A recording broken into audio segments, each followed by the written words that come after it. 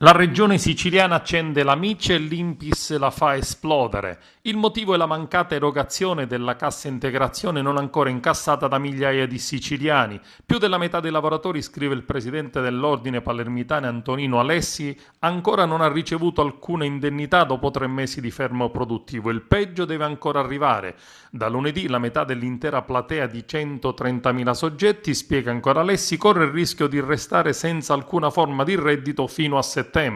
Gli uffici regionali da una parte esultano per aver completato quasi tutte le pratiche ricevute, oltre 40.000, oltre 31.000 già trasmesse nelle ultime 2 settimane. Dall'altra la direttrice Inpis in Sicilia che dichiara: apprendiamo che gli uffici regionali hanno completato l'esame di ben 43.880 istanze, è un dato senz'altro positivo dal quale si ricava che nei prossimi giorni dovrebbero transitare i nostri sistemi altre 13.500 domande. Aspettiamo con ansia, in sintesi.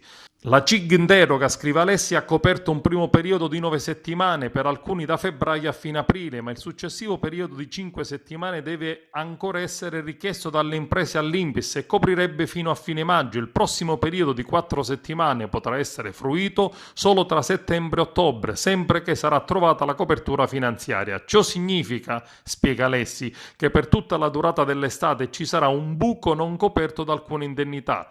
Per bar, ristoranti, commercio e artigiani c'è il concreto rischio di essere costretti a mantenere in organico personale in esubero a casa e senza retribuzione. Se non sarà prevista una deroga al decreto rilancio in Sicilia, decine di migliaia di lavoratori quest'estate non avranno accesso ad alcuna forma di reddito. La questione della cassa integrazione scoppia mentre all'Assemblea regionale siciliana i deputati della maggioranza salvano il loro assessore al lavoro Scavone, processato politicamente dall'opposizione per i ritardi sui pagamenti ai lavoratori siciliani per la cassa integrazione.